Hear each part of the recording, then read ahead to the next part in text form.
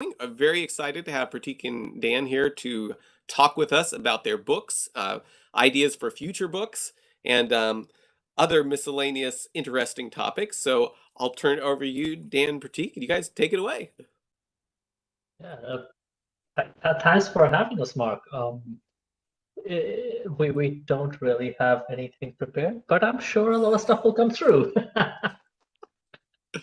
Yeah. Thanks for. I mean, it's been. I don't know. When was the last time I was? It's been a while since I think I've done one of these, Mark. So thanks for having us, and thanks everybody for taking time out of your busy holiday week, or if you are in America anyway. And if you're in Canada, yes, this week is the real Thanksgiving. So, but thanks for joining us as well. Should I start off, Prateek, or should I start asking you questions? Is that okay? Let me help you start off. Okay. So Dan, seems like you have a book out. I do. Actionable Agile Metrics for Predictability Volume II. This time it's personal. Why this book and why now? So I just wanted to point out very quickly that it's good that we're starting off with mine, because I want everybody to know this is the proper order in which you should probably be reading these books. So everybody start with mine, and then once you've done mine, you probably really don't need to move on to Prateek's, because yeah, and then you read mine to get the right answers, to get the actual correct content. Yeah. So why this book and why now? I started writing the first volume. I just realized this. I started writing the first volume in 2013. So it'd been 10 years since I started writing that very first book. And so I thought I would go back and I revisit it, because it really is due for a refresh. There are some chapters that are kind of showing their age. So my intention was actually to just update some of that stuff, put out a second edition of the first book. But when I got there, I found all these notes and all this other stuff that I had started writing that never made the cut for the first book, not to mention all the things, Prateek, kind of you and I have been talking about in the intervening time. So there was a bunch of stuff that got left out of the first book. There was a bunch of stuff that got left out of the second book. And I just figured, you know what, there's a bunch of material here. Why not throw it together? So it's more opportunistic than really planned, or anything. And why now? Because I can. I don't know that I have really a much better answer than that. Because I had material and I had time. Yeah, to put together. that was pretty much it. I wish there was more of a grand design there, but there just really isn't. What about you, Prateek? This is your first foray into into authorship? Well, I guess books anyway. Why this book and why now? Yeah, I mean, I've been writing random blogs and stuff for a while, but did want to at some point write a book. And this particular book and why now is interesting, because the book is about scaling, about scaling flow, scaling agility, and I've had a lot of conversation in the past couple of years about how this is some scaling agility is some mythical beast that people keep chasing, and then it requires trains and planes to chase it. And the way, Dan, you and I have done it in the past, the way we've seen it done successfully in the past, did not require any of that. It was much simpler than that. It was very, very easy to do, and very not I won't say it was easy to do. I would say it was hard to do, but it was much simpler than what it's made out to be. I kept having these conversations over and over again. I'm like, well, maybe if I put it down in book form, I wouldn't need to have the same conversation over and over again, and it will be there in print. So that's why the book and why now. Yeah, we talk about this a lot. I mean, it's once people understand the basics of flow, then I don't know. In our world, I think scaling becomes fairly trivial, because all you're really doing is scaling flow. You don't need separate frameworks. You don't need separate metaphors. You don't need separate anything. If you understand the principles of flow, and everybody talks about like at the team level, but if you understand the principles of flow at the team level, it's really just a matter of, okay, well, what does this mean for higher level work items? Like epics, like features, like initiatives, like goals. It's turtles all the way down, as we say all the time. Yeah. And frankly, if you all leave this to the two of us, we'll just keep talking back and forth for a long time. So please, there's a Q&A section. There's, I believe, Mark, there's a Slido link as well. Yes, I'll throw the Slido link as soon as I find it in the chat. But in your right hand side, there should be a Slido link. If you've got any questions, type them in there. Vote up questions that you're interested in. If something seems too embarrassing and you don't want to hear them answer it, you can vote those questions down. But yeah, just please throw that in there. Oh yeah, has anyone told you guys sound like the guys from Drunk Agile? We get that all the time. We definitely get that all the time. I was gonna say we're not. It's a bit early to drink, and plus there's gonna be a lot of drinking later this week. So I've got coffee, so yeah. Yeah, and there's never whiskey that's not within arm's length too.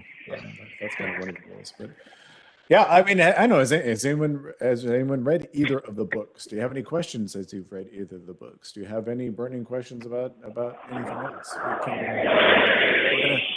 We're gonna stay away from certain topics like cricket, but there are other topics we can talk about, like tennis. There's a question out there actually, Dan, and it's for you.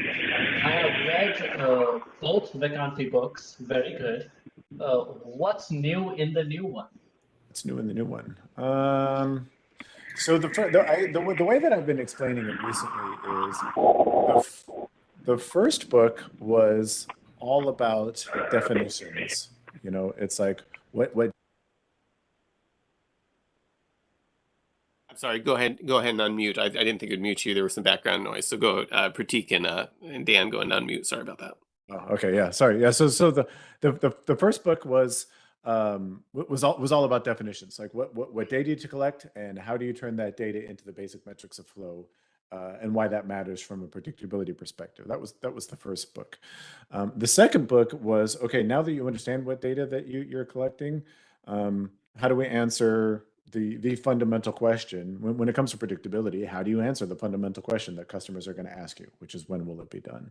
The third book kind of continues on in that trilogy, in that, okay, if you understand the data and you understand the probabilistic techniques, around answering when will it be done, now we can get to, I feel like, are finally the most meaningful conversations is, what is our data really telling us? What are the basics of data analysis, and what is our data really telling us, and how can we trust some of the questions that we're asking of it? Along with that, I just stole a whole bunch of stuff from Prateek as well. He did a lot of hard work in putting together some simulations, and we start talking about much more advanced Monte Carlo. So in the When Will It Be Done book, it's very, very basic Monte Carlo. But there's a whole bunch of other interesting stuff that you need to consider, like what happens when when WIP is uncontrolled. What happens when there are a bunch of dependencies? Are there different sampling methods that we should be looking at? So it's really just a continuation on. So I hope you buy the book, and I hope you find it interesting if you like the first two. Yeah, and there is another question for example. Hi there. Which of the two books is more beginner friendly and should be read first by someone who's learning Scrum and Agile? I'll take that. Okay. First, if you're trying to learn Scrum, neither of these books is really going to help you learn Scrum. You'll get some idea of what Scrum is, but neither of these books are really going to help you with learning Scrum. But if you're foraying into agility, I wouldn't start with either of these two books. But if you were to force a choice between these two and you're new to this, I would start with mine. But even if you are not new to this, I'll still start with mine. But and the only reason I say that is because Dan's earlier books actually form the foundation for this third book. And that's why this wouldn't be a great place to start for someone who's new to this. In mine, I do build some of the foundations before I get to the more advanced stuff. So maybe you want to start there. But strictly speaking, if you're absolutely new to this stuff, we might not be the right place. Dan's first book might be the right place. Yeah, yeah. In terms of my three books, which one's the most beginner friendly? I'd probably say the second one, When Will It Be Done, is probably the most beginner friendly. As much as possible, I try to make them self-contained. So you should be able to pick up any one and be able to read it, and all the information is there. But honestly, if you know nothing about flow metrics, what they are, what data to collect, and how to, then you probably have no choice but to start with the first one. You really have to start with that. If you feel like you've got an understanding of flow metrics, then yeah, the second book's probably the most beginner friendly. Yeah, I think that hits one of the other questions that was in the pipeline as well, which is about which one should you read first. Oh, okay, yeah. So yeah, if you're looking for a beginner friendly one, it's When Will It Be Done, I think. And if I ever get motivated again, there should be second editions of both of those first ones coming out at some point, but no promises on that. That is not a commitment. That's not even a forecast. That's just kind of just a random thought. So many things to say there, but I won't say it. Rob has a question about Stewart and Wheeler. Dan, when did you first find out about Stewart and Wheeler? It's all been timing for me. I was just reading Wheeler when I heard about your book. I first heard of Stewart, wow, I want to say 2000-ish, somewhere between 2000 2003, so in that kind of early 2000s timeframe, because I was reading Deming, and when I was reading Deming, the first time you read Deming, or the first time I read Deming anyway, I really don't pay too much attention to this. But when you read Deming, if you read Deming closely, he talks about Stewart nonstop. He's constantly referencing Stewart. And things that people call the Deming method, Deming calls it the Stewart method. Deming called it Stewart's control charts. I mean, Deming constantly refers to. So that was the first time I really heard about Stewart was back then. Fast forward to about 2009. When I met a good friend of mine. His name is Frank Vega. And Frank was the person who, if there's one person in Agile that people should know about that nobody knows about, it's Frank Vega. And I think, maybe that's kind of on purpose on his part, maybe not, I don't know. But Frank was the one who really pushed me from an understanding Stewart. And for me, Wheeler is, we're talking about accessibility. Wheeler is an accessible way to approach Stewart. If you really want to understand Stewart, the way to understand Stewart is through Wheeler. And Wheeler just opened my eyes to the mathematical hacks that we call statistics right now. And it turns out pretty much everything that if you've ever been taught in North America, I can't speak to anywhere else. If you've ever been taught statistics in North America, chances are you've been taught statistics wrong. And so from Wheeler, I went to Savage, law of averages, to Hubbard, how to measure anything. All those people kind of speak in the same language. It's just been wonderful, eye-opening. And Prateek, I remember throwing something your way probably 2014. It was probably very, very early on. Yeah. I started reading Savage and Hubbard at that time. In fact, when everything was shut down, when the pandemic happened, at some point, Dan, Frank Vega, and I, the three of us, had like an online session with Dr. Wheeler, where we talked through a bunch of our stuff, all the things that we had been working with. We put in front of Dr. Wheeler to kind of go, hey, can you just blow this stuff up? Can you tell us how wrong we are? And it was one of the most enlightening hours of my life. It was amazing to talk to Dr. Wheeler about all the stuff that we do. So the ideas that you see in Dan's books and in Scaling Simplified in my book as well, we've tried to get a lot of those read Dr. Wheeler.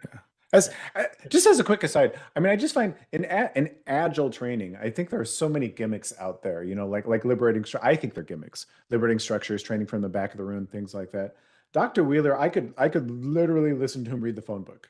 I'd be happy just to get on a call with him and have him talk for 8 hours straight, and you get so much out of that. He never said, "Okay, guys, we're going to break out into a 1-2-4 all now," and see, it was just brilliant. The guy could just go on forever. It was just so good. Probably, I think the most powerful training that I've had in recent memory for the longest time. Yeah. Right. This is a good one. Richard's obviously. I'll ask you because you're going to handle this one. Okay. Okay. So you guys talked about team sizes bigger than 9 being okay in a recent podcast. Do you think pairing/mobbing are helpful to manage communication paths with larger teams? What else can help bigger teams be successful? Prateek. So one, yes, pairing/mobbing definitely helps with that.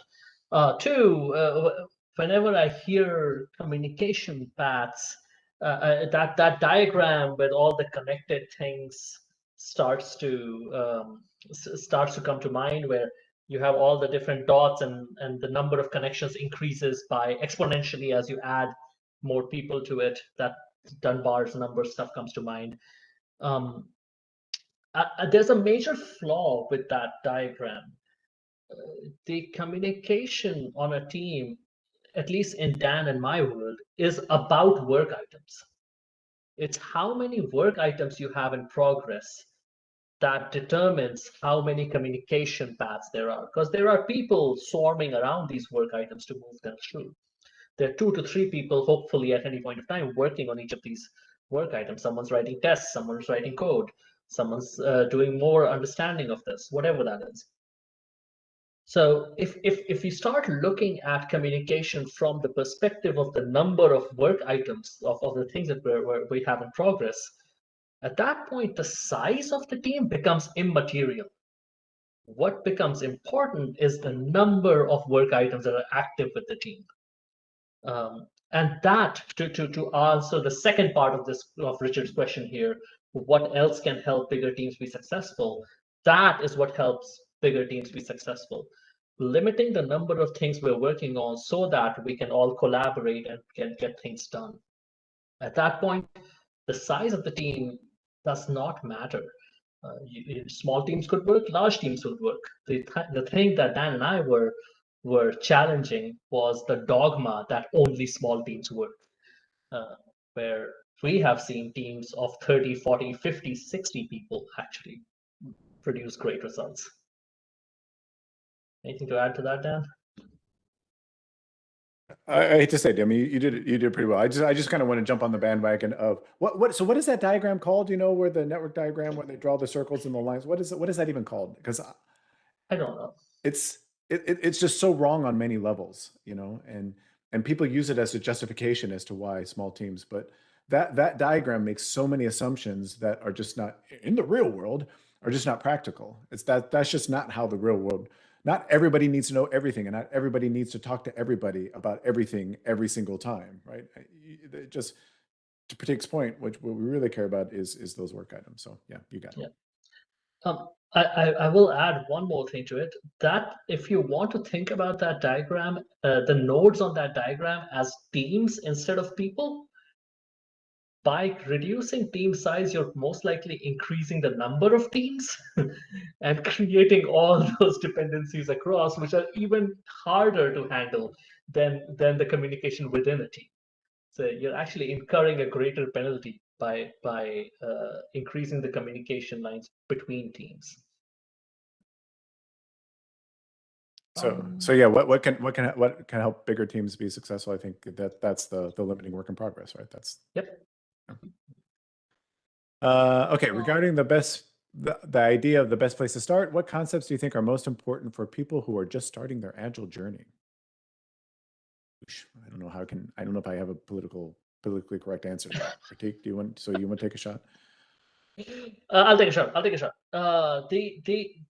From my perspective, after having seen all this stuff for a long time, simpler is better. And the simplest thing that I can think of as the first concept to understand is cycle time. Is how long it takes for something that we pick up to get to a state of done. That's the simplest thing to understand, because after that, everything that we do is about shortening that cycle time or getting it to the right level, essentially, getting it to an appropriate level, getting it to the level that your customer expects. That everything else in Agile, in my opinion, is optimizing either short-term or long-term cycle time. So the first thing to get a good grasp on is how long does it take us to produce something of value? What is the cycle time for that? What do you think, Dan? All right. Okay. I was gonna. Mark warned me. This is being recorded, right? If we're talking about somebody brand new, the caution I want to throw out there is the caution. Please don't fall into the trap and assume that Scrum is synonymous with Agile. Most people think when they hear Scrum, they think Agile. When they hear Agile, they think Scrum. You can be Agile without doing Scrum. You can do Scrum without being Agile, right? So don't necessarily fall. And I'm not that again. I always have to say this. It sounds like I'm bashing Scrum. I'm trying not to bash Scrum. I'm just saying. I personally would not start there because I think it warps your mind, especially from a flow practices perspective. And then once your mind has been warped, it's really, really hard to get back to looking at it from a customer perspective. Instead of looking at it from an Agile framework perspective, look at it from a customer perspective, which is why I always talk about, Deming and Stewart and those types of people.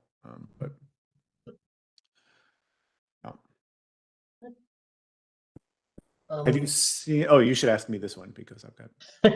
Have you seen very large teams start start out as large teams, or are you saying that teams can grow to a larger size if WIP is kept low? Yeah, I've kind of beat this one over and over and over again, and maybe I do sound like a broken record. I know, but the very first team that team, the team that came to be known as the very first Kanban team. Again, it wasn't Kanban when we started out. That was a very, very large team. That was, I think, 30 to 40. I mean, I would consider that. I think most Agile teams would consider it large. It was 30 or 40 people, and it grew to be over 60 by the time we were done. So it started out as a large team, and it got only bigger.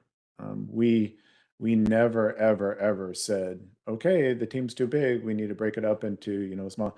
Or Scrum says you have to have 10 people or less. So we just never did that. So have I ever seen that happen? Yes. Not only have I seen it happen, I've seen it be wildly successful. Prateek, I think you've had a similar experience, right?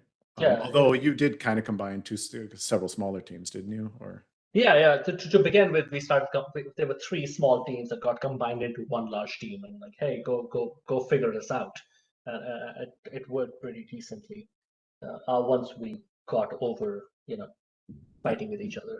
But definitely we did try the thing of, oh, we need a new area. Here are 40 people. Let's put them together. Yep. And then the second half, are you saying that teams can grow to larger size if the WIP is covered? We are saying that as well. We're saying both of those things. So you can start off with really, you can, again, in your context, you have to decide whether you should, but you can, and you can also go from small teams, as long as you're keeping that WIP low, you can go from small teams to really large teams as well. So I think we're saying both of those things. Okay, Prateek, question for you. In your book, you mentioned the Monte Carlo simulation with 2 feature in progress using Actionable Agile Analytics. Yeah. Who can we set up the Actionable Agile Analytics using this functionality? I think that's how, right? Yeah, how can we? Okay, how? Yeah. There are a couple of ways to do it. They're not. Again, just before I give you that answer, the reason that's in the book is to show how inefficient it is when you work on more than one feature at a time. That's the reason that's in the book. So yes, there is a way to set it up. I wouldn't necessarily recommend it too much, but there's a way to set it up. In Actionable Agile, there is a little box right underneath. Don't do it. Don't do it. No, you can. Don't say it. Go ahead. There's a little box underneath where you select your date range, which says scale throughput. and you can put the 0.5 in there. So what that does is it says half the throughput of my team is going here, so and half is going somewhere else. We don't know where. So when will this feature be done? That's the way to do it in ActionAble. The other way to do it is just double the number of items that you expect to get done in the feature, because only half the throughput is there going there.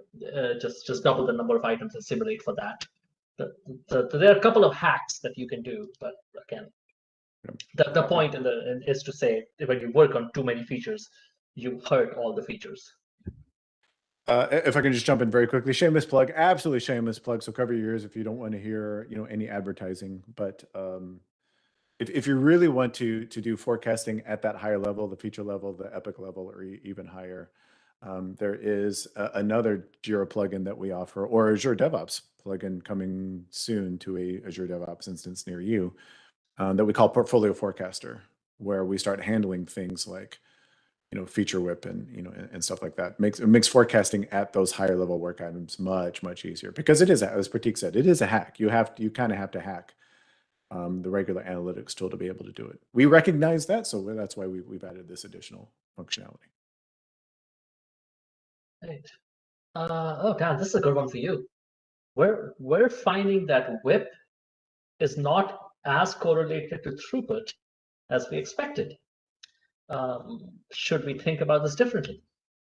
Maybe. I know, David, I don't know if I'm happy for you to unmute yourself or maybe add something else to the chat or something like that. I'd be curious, what were you expecting the correlation to be? Because my suspicion, I don't want to put words in your mouth, my suspicion is maybe there was an incorrect assumption in terms of what that correlation should be. So I don't know if you can say some more about that. Can you hear me? Yeah, go ahead. Yeah, absolutely. So, we've been trying to drive down WIP as much as possible and expecting to see maybe modest improvements in throughput. And what we're finding is really just inconsistencies. We've seen sometimes lower WIP has led to higher throughput, sometimes higher WIP has led to higher throughput.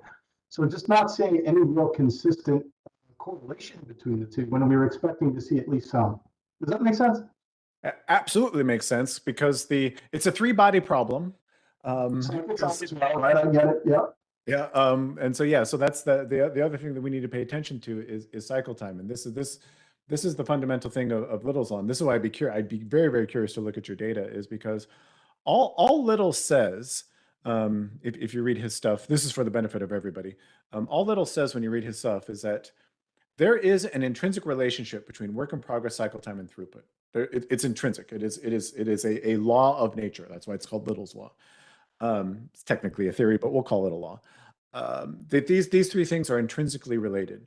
And what that means is if you change one, then one or both of the other 2 will change. It's impossible to predict what that change will be. But as long as you follow the assumptions of Little's Law, those changes will behave according to the law itself. Now okay. Go ahead. Were you going to say something? Yeah, I'm with you there. Did Little also not say that the work items need to be the same size? Never. Yeah. No. He's actually very, very clear about this. No. Okay. He's very clear about what needs to happen. So it does not surprise me. I know this is of very, very little comfort to you, but it does not surprise me that lowering WIP doesn't necessarily increase throughput, and increasing WIP might increase throughput. Because that's kind of the dirty little secret that nobody really ever talks about with Little's Law, is from a cycle time perspective, you can only optimize so much. Which means at some point, if you want to increase throughput, if you do the algebra on Little's Law, if you want to increase throughput, at some point you will have to increase WIP. I mean, that you will just have to do that. Now, just for the benefit of completeness, there might be some theory of constraints stuff going on here. I just gotta throw that might be worth looking into some theory of constraint stuff, because that might be why maybe you have some systemic constraint in there that you don't know about that is affecting your ability to get stuff done. But that's a whole other can of worms, and I am not a theory of constraints guy, so I can't help you out there. But that might be one place to look at.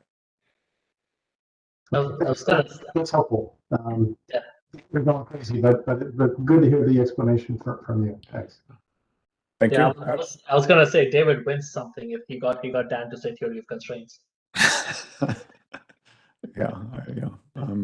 So I know at some point, David, I'd love to be able to follow up and kind of take a look at the data, and your anonymized data, of course, and kind of see what's going on there. But yeah, I think a lot of people do assume that if you lower WIP, your throughput will go up. That's not necessarily true. I'm not saying, David, that you're saying that you say that, but I think a lot of people go in with that misconception. And I think it freaks people out. Prateek, I don't know, maybe you've seen this. When we say, hey, yeah, if you want to increase throughput, you're going to have to increase WIP. At some point, you have to, which I would argue is probably another argument for a larger team, right? Yeah. You know? Yeah, it definitely freaks people out. I remember at some point saying something like that on LinkedIn, and half the people thought I was joking, and half the people thought that I just lost my mind. But yeah. Do you run into problems with teams increasing throughput, decreasing cycle time, where they're splitting stories in a way that is more gaming the metrics than delivering stories of user value? Do you, Dan? You can speak to this much better than I can. Yeah. Yeah. So the short answer is sometimes. The long answer is when you do see it happening, that team does need some help in figuring out how to define items of value. This is almost Goodhart's law coming into play of making a measure a target, which is cycle time, making cycle time a target, and it having adverse effects.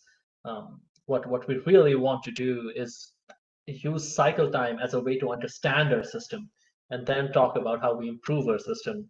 But if we say, hey, you all have a cycle time of 20, you have to bring it down to 10, you will see weird things like this happening. Absolutely.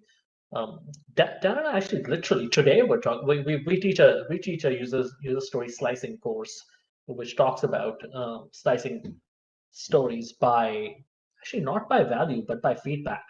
What we mean by that, you'll have to come to the course to find out. Yeah, so that's it's definitely a thing that can happen, but it happens only when people start looking at cycle time as a target, not as a way of understanding their system. I mean, I do want to jump in there. As Prateek said, there's probably a coaching opportunity there because honestly, they're thinking about the problem correctly. Their solution is incorrect, but they're thinking about it. You know, I do want you to kind of game the system by making your stuff smaller. Now, there are quote unquote better ways to make things smaller than other ways. But that's absolutely the way that I want you thinking about the problem. You know, we just need to talk about, you know, it's not about making the metrics look good. It's about making our customers happy. Right? So, the next one actually is kind of interesting because it goes back to the books at this point, which is, are you guys a fan of Reinertsen and any of his principles or positions or opinions that you disagree with? Yeah, that's grabbing his principles of product development flow book. The reason I say it ties back into the books is because Dan did a good amount. Okay, let's get this right. I did a good amount of work that that Dan used to write a great article that then I included in my book. So I don't know where how the circle of attribution goes there. But yeah, so and that article is called "Don't Be a Ditka," and we take certain positions that I don't think they necessarily disagree with Reinertsen, but they talk about applicability of Reinertsen's methods in our world. I would argue, if anything, they validate Reinertsen. What we did validate what. So yeah, I don't know if everybody saw. You know, we were talking before the call. Very few things that I have within arm's length at all times. First being whiskey behind here. Second being anything by Don Reinertsen. Huge fan of Don Reinertsen. In fact, I started reading Reinertsen before I read Deming. I'm pretty sure I read Reinertsen before I even read Deming. Yeah, his cost to delay stuff is, believe believe it or not, if you've heard us talk about the way that Don Reinerson talks about cost of delay is absolutely correct. It is. I mean, what he's saying is correct. I'm going to say this out loud, but what Prateek is saying is also correct, is that in most contexts that we come up with, the applicability of the way that Don Reinerson talks about it is impractical, for the most part impractical. And so there are much better proxies for cost of delay that we can maybe get into if we have enough time, than actually going right after cost of delay. But long story short, huge fan of Don Reinerson. I would listen to pretty much anything and everything he says, because I don't know that I've found an instance where he's been like wrong. Personally, I don't know that I've ever found that. And to double down, I would listen to Reinerson, not other people repeating or reinterpreting Reinerson. Yeah. I mean, there's an agile framework that shall remain nameless. It talks about weighted shortest job first. If you want to learn about different, different prioritization strategy, or actually maybe different ordering strategies, we should call them ordering strategies. This is the book you want to read, where he actually goes into a much more rigorous definition of what weighted shortest job first. His ideas have just been perverted beyond the point of even being recognizable when you look at how they've been kind of just subsumed by some of these frameworks out there. So yeah, totally agree. Read the original Reinerson. Do not read some, third party misinterpretation of what Reinerson said. Which brings us to the. You take this one. I'm going to ask you, so you take this one. I just full disclosure, I'm not a SAFe expert, so I don't know how to answer most of these things. I've been to one half. It was kind of a half SAFe training. That's kind of how I would describe it. What do you see as the benefit of SAFe in terms of creating flow, and what do you see as the drawbacks? Prateek, that's all you. There's a chapter called Planes, Trains, and Automobiles in a book that I read recently. Yeah. If you want the longer answer, read the book. But the shorter answer, I'm trying to find a good. Okay, I'll give SAFe credit in two different ways. From the benefits perspective. One, however misshapen the definitions are, SAFe has at least brought the awareness of flow at different levels to people. Lean portfolio management is about creating flow at the portfolio level. The awareness has at least been brought. We can talk about how good the content is. The second benefit I'll give, the second thing that I'll say is the benefit of SAFe is, as far as creating flow goes, is it inspired me to write the book about creating flow at the higher level. I think at this point, almost every week, I'm having a conversation with someone who's saying, we've been doing SAFe for the past year and a half, and we're stumbling over it. It's brought some benefits, but it really hasn't. The return on investment is not there.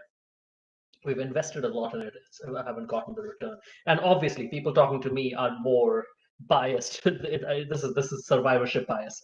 People who are coming to me, but that is the drawback. I think SAFe sets up a structure where there's a waterfall sandwich at best happening.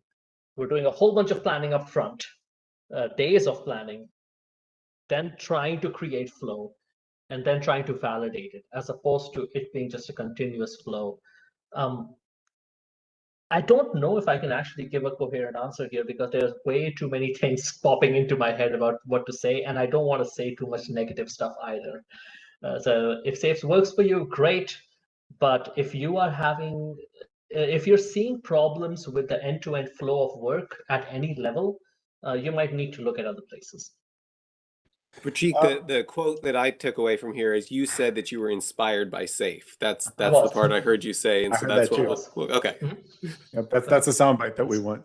But this gets back to, I think, our discussion about Reinerson, because when you read Reinerson, I think it's chapter 1 where he talks about how if you want to kill flow, use big batches. I think that Yeah. that's like flow principle number one in here. And the whole when you hear our frustration about things like Scrum and Safe, it's not because we think Scrum is bad or Safe is bad, but we think batches is bad. Batches is bad. Batches are bad. You know, that's what we think is bad. And these frameworks want to come along, and instead of controlling batch size, they want to indoctrinate us into using batches, and they want to make those batches as big as possible. Now I know I can be debated philosophically on whether that's really what they're, but that's practically speaking what what they're doing, and that's the real. I would argue that's the real problem. Yeah, and I'll go back to something Dan said earlier. Just as Dan said, Scrum is not the only way to do Agile. Scrum is not Agile, and Agile is not Scrum. Similarly, scaling is not safe, and safe at times is not scaling. Yeah, and I see a comment about Nigel Thurlow in the chat. Don Reinertson predates Nigel by 20 years. Schubert predates Nigel by 100 years. So I'm not, just in case anyone's wondering. I like to go go as far. Little was writing his stuff in, he first published his proof in 1961, and we as Agilists like to come along and kind of first of all ignore it, and then once we recognize its applicability, we pull it in, but we want to name it something else and not give people the credit who actually who actually I don't know, devised, proved, whatever this stuff. That's okay. What process or method do you use in ascertaining the optimum WIP limit for a team? I can answer that question in one word. Prateek, what about you? Flow. That's a good answer, but that's not the one I was yeah. Yeah, I mean, mine is observe flow and keep tweaking. Just pick a number, observe flow. If things are taking too long, you lower your WIP. If things are getting done as you if things are getting done as you expect, try upping your WIP and see if that changes things. Yeah. But yeah, the word I was going to use is experiment. Prateek is being way too modest. One of the very first teams that he managed, what they did is they put one, and a lot of people probably think that you're not supposed to do this, but he put one big work in progress limit for his whole board. One big, right? And that's where he started, which is a perfectly valid place to start. And what he saw was work was piling up. They had what was called a ready for test column, and work was piling up there. So in addition to the one big work limit for the whole board, they put a work in progress limit on the ready to test column. I think you started off with 6 or something like that. It was five. Yeah, 5. And it was always at 5, right? So they put the work in progress limit. It was always at 5. So they lowered it, and it was always at, I know you lowered it to 4, and it was always at 4. They lowered it to 3. It was always at 3. They lowered it to, what'd you get down to eventually? I think we got down to 1. I think 2 or 1. I don't remember exactly, but. And they just, like you said, they just kept experimenting, tweaking, and observing flow. There is no honestly, that is more that it's science, but it really is kind of more art than science at that point. There's no secret formula. I wish if there was a secret formula, trust me, we would tell you. But there is no magic formula out there that's going to tell you. Then it won't be secret. Oh yeah, that's true. We're gonna solve the world's problems. We're gonna keep it to ourselves and not make any money off of it. What are we? Open AI? Oh, wait a second. Too soon? Well, hold on. Too soon? Okay, Prateek, you were showing completion time and story count scatter plot in the book. Is it an additional functionality of Actionable Agile? Yeah. So what the she's talking about is I have a scatter plot in the book which shows the size of the feature in terms of stories. Like this feature had 17 stories and it finished on October 1st.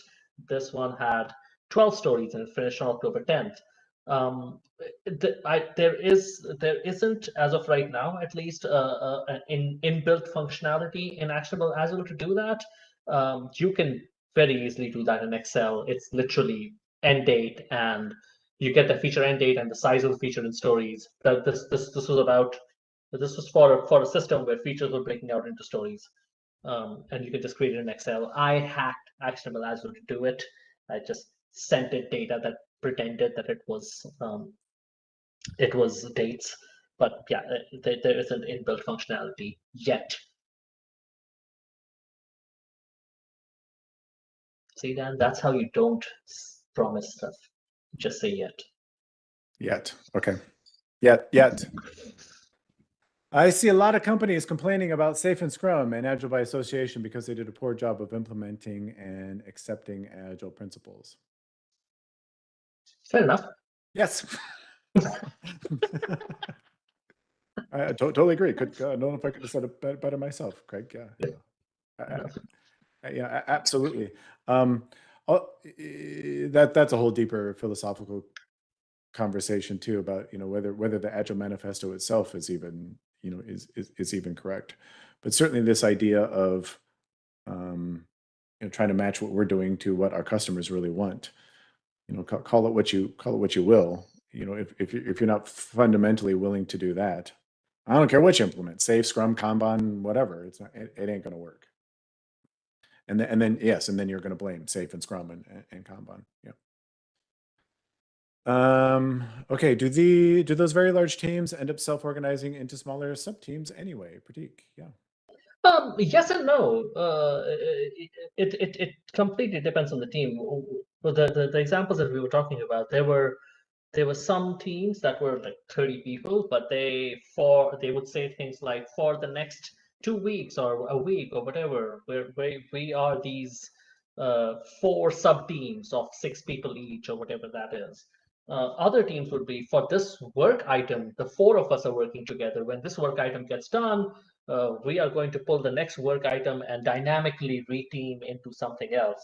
Shout out to Heidi Helfen for her book, Dynamic Reteaming.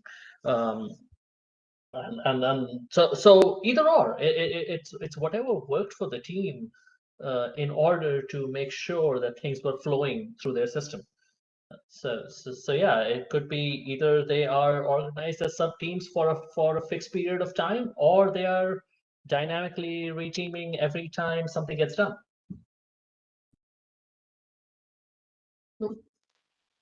Dan, I read your first book, and then when will it be done? I want to do a book club, but when will it be done? The problem is that your first book, the charts were unreadable in the physical book, which limited the value. Will your new book have better graphics? I am old school and prefer physical books. A couple of things. So apropos of nothing, I was just reading an article, I think it was 2 weeks ago, just reading an article on the environmental impact of print books. I used to be hardcore print books only.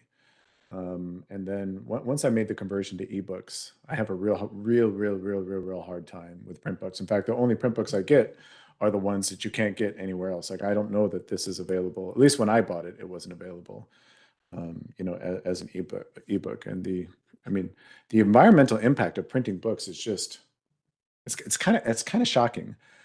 Not to say that, there's no environmental impact of things like, iPads and stuff like that. But if you have a device that you're using for more than just reading books, you can certainly minimize.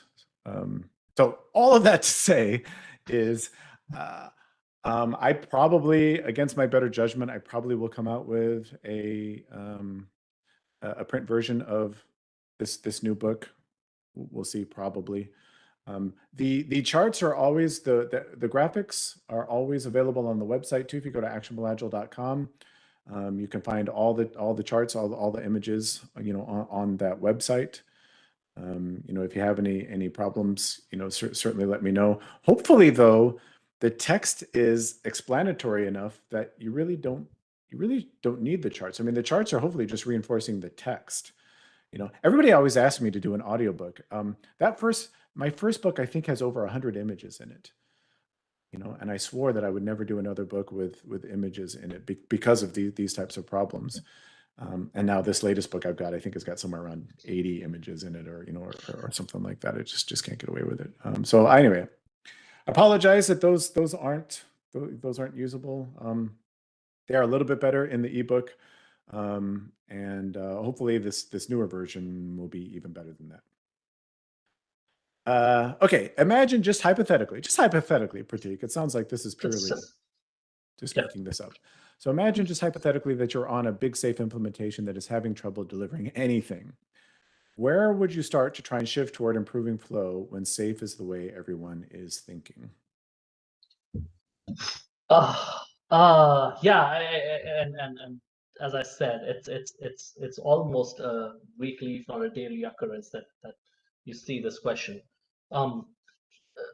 Where there are, in my opinion, there are two ways to go about it. One is the people who are writing the checks, the people who are paying all of us, whichever organization or company you're in. They are the ones who are not getting the return on that investment. So if we have trouble delivering anything, uh, we should know that this is not going to last for long. And now we need to start asking the question of how do we deliver something? And when we get to that, we ask the question of how long does it take us to deliver something, which goes all the way back to calculating cycle time at that level. Whatever that anything is, whatever that thing that matters to the people who are writing the check, or even better, not maybe better, but equally important, your customers. Whatever is that level at which things are important to our customers. Let's say that's features. Let's say that's epics. Let's start measuring cycle time at that level. Let's start figuring out what the workflow looks like at that level, and then start improving it. Let's go straight to the thing that we want to do, which is improve our effectiveness, efficiency, and predictability at the level that matters to our customers. Let's try to strip away everything else, because my guess is those other things are what are getting in your way of actually delivering something. So I don't know if that answers your question, but for me, the answer is obviously simplifying this stuff. Safe or whatever else has a lot in it. What can we get rid of in order to make this easier?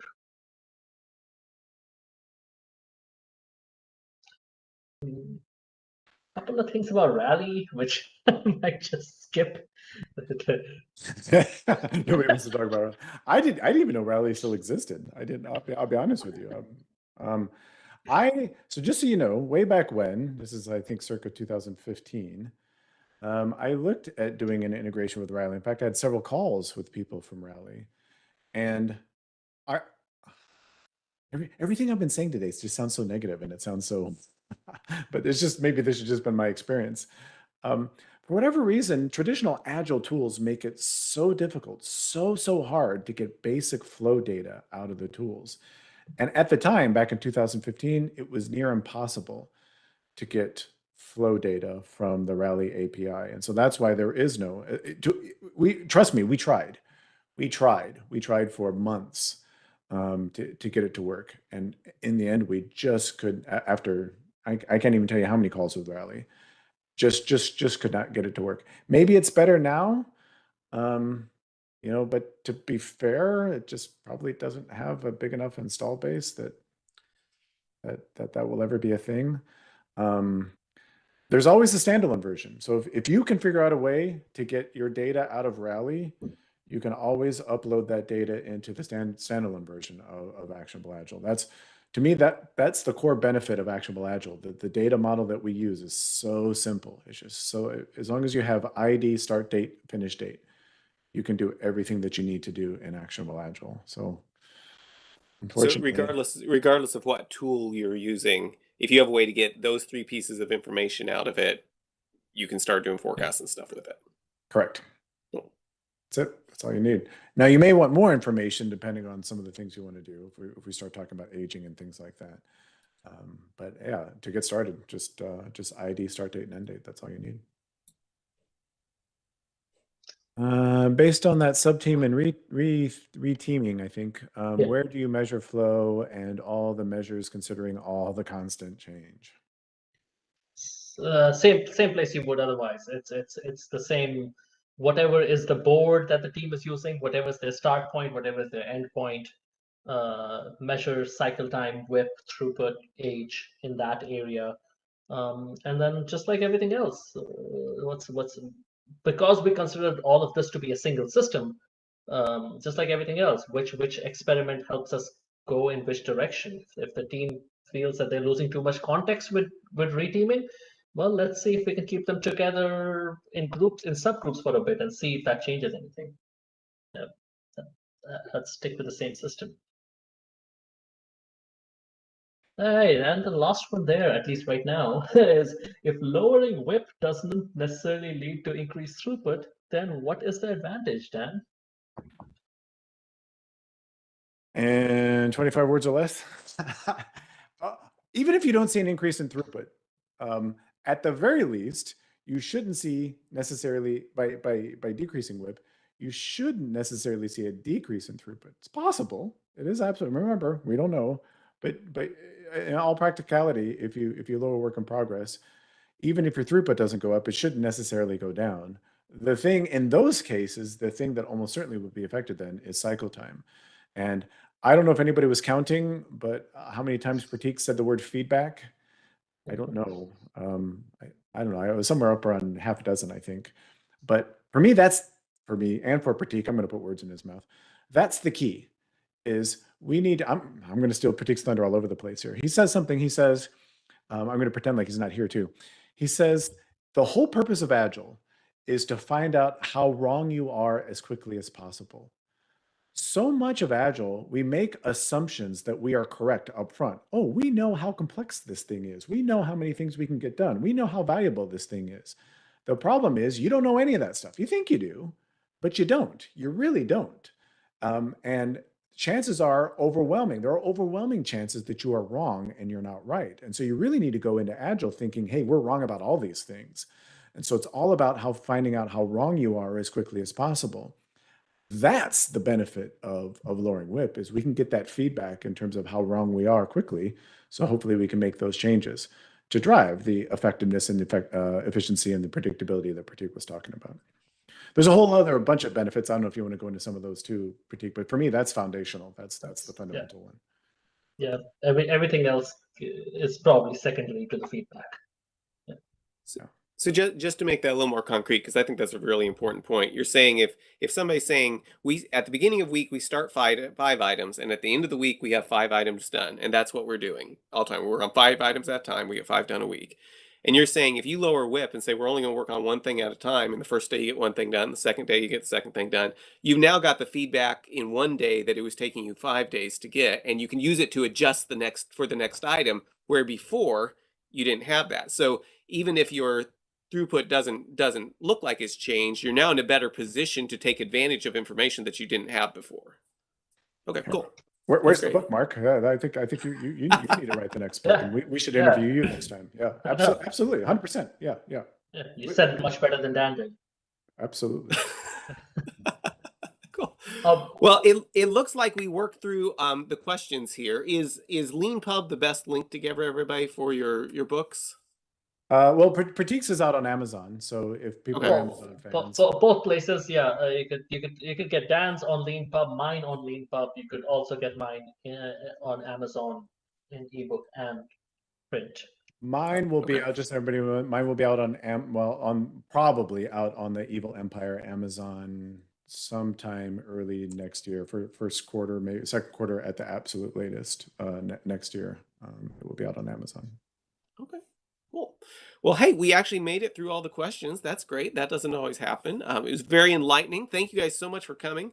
I'll follow up with an email maybe next week because we got Thanksgiving stuff happen, but maybe next week with list of the links just in case you're like, oh, I wanted that book and I forgot to take the link down. Don't forget, next week we've got we're going to be talking about retrospectives with Chris Stone, so that should be exciting. Hopefully exciting and no one gets too offended, but it'll be great. So we're gonna have some fun. But yeah, thank you guys so much for coming. Really appreciate it, and looking forward to. I'm about halfway through with Prateek's book, and then I'm gonna go because evidently I did them in the wrong order. I didn't understand what the proper order was here. You did.